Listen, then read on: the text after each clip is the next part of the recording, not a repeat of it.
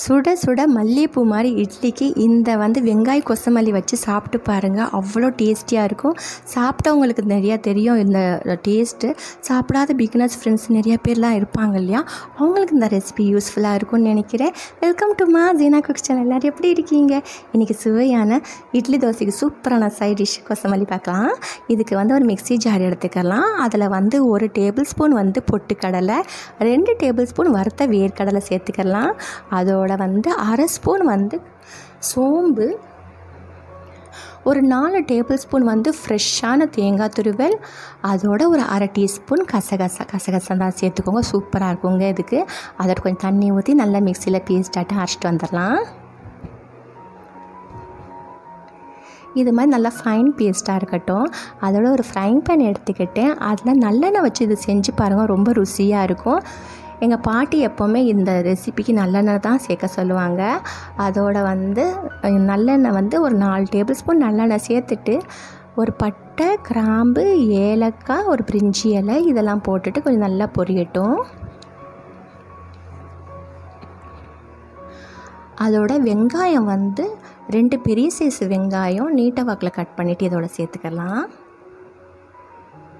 நம்ம எப்போவுமே மார்னிங் டைமில் தோசையும் இட்லிக்கு சாம்பார் சட்னி வச்சு சாப்பிட்டுட்ருப்போம். இது மாதிரி செஞ்சு சாப்பிட்டு பாருங்கள், ரொம்ப டேஸ்டியாக இருக்கும்.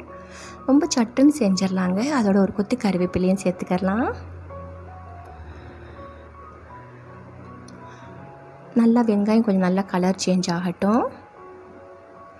இப்போ இது கிட்டத்தட்ட குருமா மாதிரி தான் இருக்கும். ஆனால் குருமா டேஸ்ட் லைட்டாக வரும். ஆனால் குருமாவில் நம்ம மெயினாக ஜிஞ்சர் கார்லிக் பேஸ்ட் போடுவோம், இதில் சேர்க்க மாட்டோம்.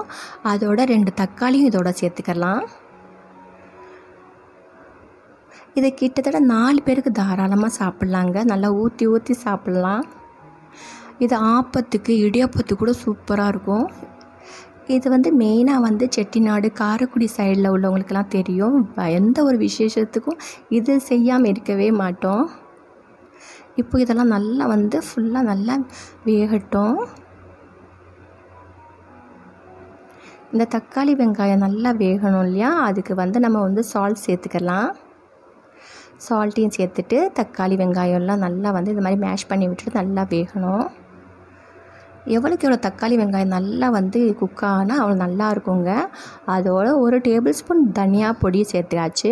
தனியா பொடி சேர்த்துட்டு நல்லா மிக்ஸ் பண்ணி விட்டுக்கலாம். வெறும் மல்லிப்பொடி இல்லையா, அது 1 டேபிள் ஸ்பூன் வெறும் மல்லிப்பொடி.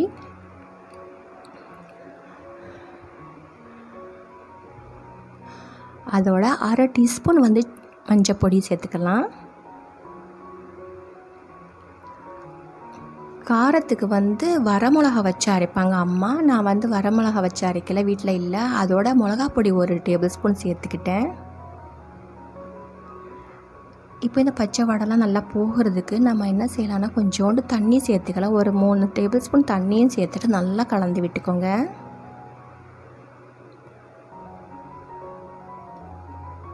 இது வரைக்கும் நம்ம சேனலை சப்ஸ்கிரைப் பண்ணலன்னா சப்ஸ்கிரைப் பண்ணி வச்சுக்கோங்க ஃப்ரெண்ட்ஸ். வீடியோ பிடிச்சிருந்தா லைக் பண்ணுங்கள். இதில் நல்லா எண்ணெய் பிரிஞ்சிட்ட பின்னாடி அதோட நம்ம அரைச்சி வச்சோம் இல்லையா அந்த தேங்காய் பேஸ்ட்டு, அதையும் இதோட சேர்த்துட்டு அப்படியே நல்லா மிக்ஸ் பண்ணி விட்டுக்கலாம். அதோட தண்ணி, இந்த கிரேவிக்கு தண்ணி எவ்வளோ வேணுமோ அதுக்கு ஏற்றாப்பில் சேர்த்துக்கோங்க. நான் மிக்ஸி ஜாரை அலசிட்டு தண்ணி சேர்த்துக்கிட்டேன். ரொம்ப தண்ணியாகவும் இருக்கக்கூடாது, ரொம்ப கட்டியாகவும் இருக்கக்கூடாது. ஓரளவுக்கு செம்மி சாலிட் மாதிரி இருக்கணும். அது மாதிரி பார்த்து சேர்த்துக்கோங்க. கிட்டத்தட்ட ஒரு 2 டம்ளர் நினச்சிக்கோங்க, கரெக்டாக இருக்கும். இது 4 பேர் தாராளமாக சாப்பிடலாம். இப்போ இதெல்லாம் உப்புலாம் கரெக்டாக இருக்கான்னு செக் பண்ணிக்கிட்டேன். கொஞ்சம் உப்பு கொஞ்சம் குறைச்சலாக இருந்துச்சு, அதோட உப்பையும் சேர்த்தாச்சு. இப்போது நம்ம என்ன செய்யலாம்னா நல்லா கலந்து விட்டுட்டு ஒரு மூடி போட்டு மூடி வச்சிடலாம்.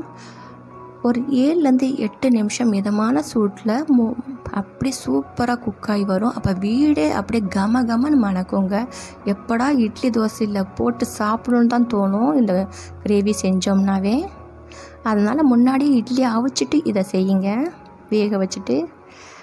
சுவையான வெங்காயம் கொத்தமல்லி ரெடி ஆயிடுச்சுங்க. அதோட கொத்தமல்லி இலையை போட்டு தூவி இறக்குனா போதும். சூப்பராக சுட சுட இட்லி, தோசை, பூரி, சப்பாத்தி, இடியப்பம், ஆப்பம் எல்லாத்துக்கும் அட்டகாசமான ரெசிபி தான் இது.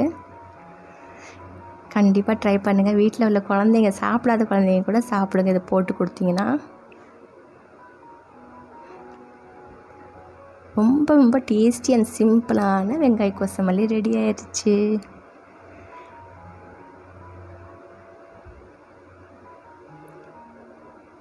இது வரைக்கும் நம்ம சேனலை சப்ஸ்கிரைப் பண்ணலாம், நம்ம சேனலை சப்ஸ்கிரைப் பண்ணி வச்சுக்கோங்க ஃப்ரெண்ட்ஸ். வீடியோஸ் நிறையா போஸ்ட் பண்ணிக்க, ஃப்ரீ டைம் இருக்குன்னா செக் பண்ணி பாருங்கள். அப்படி வீடியோஸ் பிடிச்சிருந்துச்சின்னா ஷேர் பண்ணி விடுங்க ஃப்ரெண்ட்ஸுங்களுக்கு, லைக் பண்ணுங்கள். நீங்களும் இந்த ரெசிபி கண்டிப்பாக ட்ரை பண்ணணும். தேங்க்ஸ் ஃபார் வாட்சிங் and take care. Tata bye bye.